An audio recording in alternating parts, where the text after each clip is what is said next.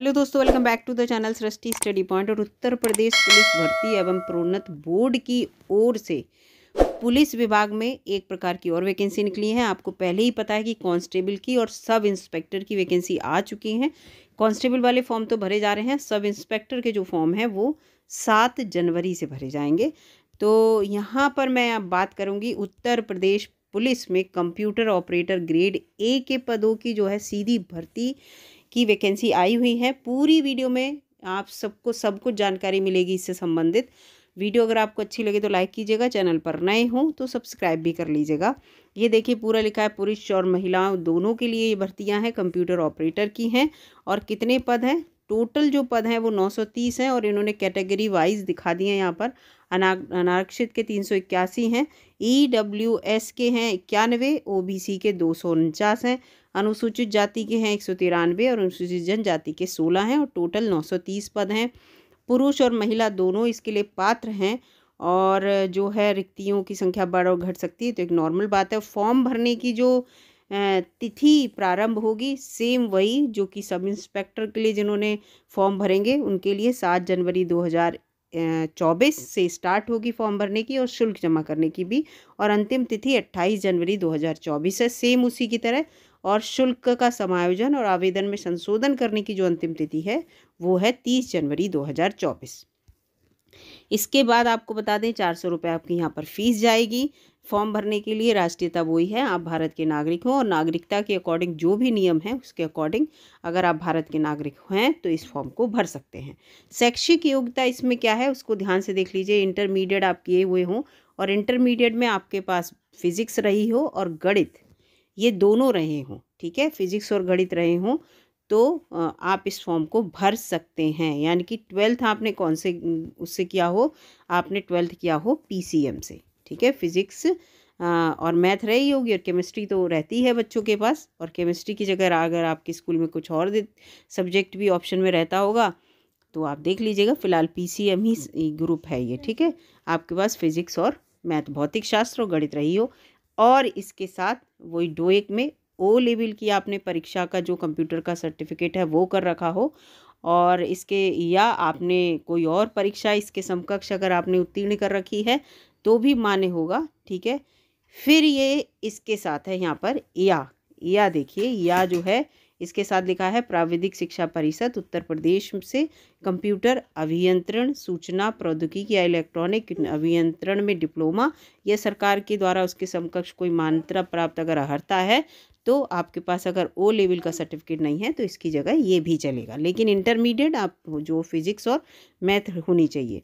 इसके साथ साथ ये लिखा है कि अपियरिंग वाले कैंडिडेट को बिल्कुल भी मौका नहीं दिया जाएगा। आपके पास अपनी अंक तालिका और प्रमाण पत्र इंटर के इस समय होने चाहिए। और इसके साथ साथ जो डोइक वाला है O लेवल का वो भी होना चाहिए। ऐसे नहीं कि आप कहो कि अपियरिंग है या अपियर्ड किया है और आपका अभी तक जो है डिग्री आपके हाथ में नहीं है तो भी आप इस फॉर्म को नहीं भर पाएंगे।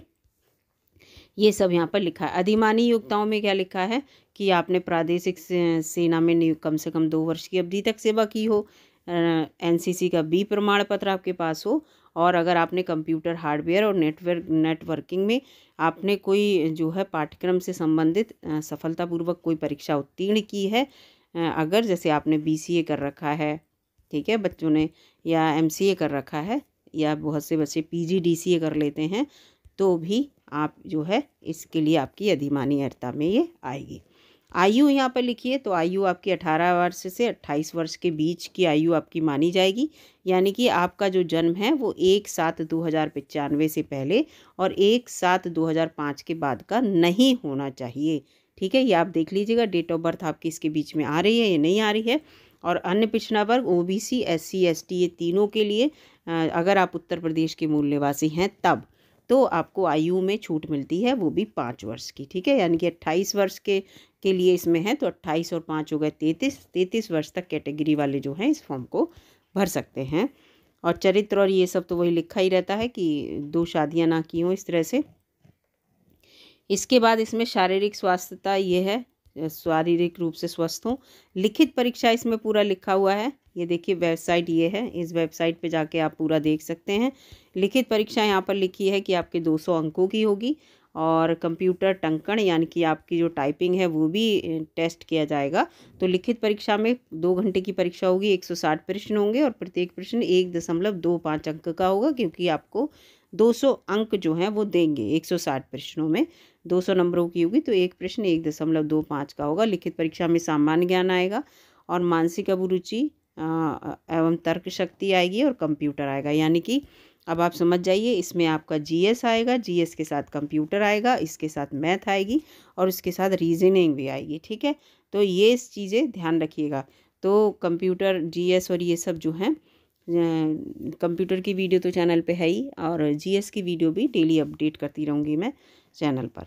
तो इस तरह से ये परीक्षा आपकी होगी और इस परीक्षा में पूरा लिखा है। और अभी देखते हैं इसमें कहीं माइनस मार्किंग का लिखा है, नहीं लिखा है, तो इसमें तो अभी लिखा नहीं है फ़िलहाल यहाँ पर। इसके बाद ये है कि अगर परीक्षा एक से ज़्यादा शिफ्ट में होगी तो नॉर्मलाइजेशन होगा, ये लिखा है। कंप्यूटर टंकण परीक्षा अहरकारी होगी और ये दिखा है गति आपकी हिंदी में कम से कम आप 25 शब्द टाइप कर लेते हो पर मिनट, और इंग्लिश में जो है आप 30 शब्द पर मिनट टाइप कर लेते हो।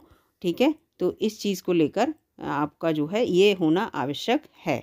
ठीक है, और इन्होंने कौन सा कीबोर्ड आधार, ये यूनिकोड इंस्क्रिप्ट कीबोर्ड पर आधारित होगा आपका हिंदी का टंकण, हिंदी की टाइपिंग। तो ये भी होता है। ठीक है, इस चीज़ को भी ध्यान रखिएगा। और ये लिखा है कि पूर्वोक्त गति के साथ 85% की अगर शुद्धता है आपकी टाइपिंग में तो आपको सफल घोषित कर दिया जाएगा।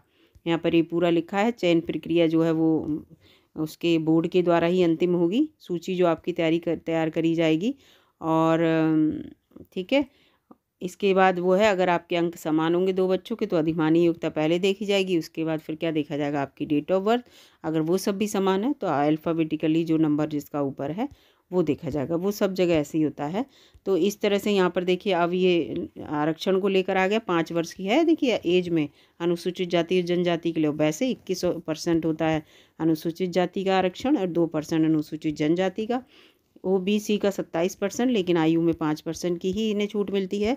और ईडब्ल्यूएस को 10% का जो आरक्षण है, लेकिन आयु में कोई छूट नहीं होती। इनके सर्टिफिकेट आपको लगाने होंगे और किसके, ये यहाँ पर लिखा हुआ है, इस साइड में ये सब लिखा है। इनके सर्टिफिकेट आपके पास लेटेस्ट होने चाहिए। ये है आपका क्षैतिज आरक्षण। स्वतंत्रता संग्राम सेनानी पर आश्रित जो है 2% की छूट, 2% का आरक्षण। भूतपूर्व सैनिक को 5% का, महिला को 20% का जो है वो आरक्षण है। और भूतपूर्व सैनिक को 3 वर्ष की आयु में छूट है। नौकरी जितने साल की किए हुए हैं वो उसकी रियल एज से माइनस कर लिया जाता है। मान लीजिए आप 45 साल में 45 साल के हैं इस समय, लेकिन आप जो है 20 साल वहाँ जॉब करके आए हैं तो ये माइनस हो जाएगी। तो आप इस समय 25 वर्ष के हैं। कितने वर्ष के हैं? 25 वर्ष के माने जाएंगे। और एज में वैसे भी 3 साल की आपको और छूट मिल रही है ना, यानी कि 28 वर्ष तक है। 28 + 3 कितना हुआ आपको? 31 वर्ष तक आप फॉर्म भर सकते हैं। और अगर एज आपकी देखी जाए तो अभी 25 वर्ष ही है। तो इस तरह से जो है भूतपूर्व सैनिक को ये यहाँ पर फ़ायदा मिलता है। ठीक है, और इसके बाद ये पूरा यहाँ सब लिख रखा है।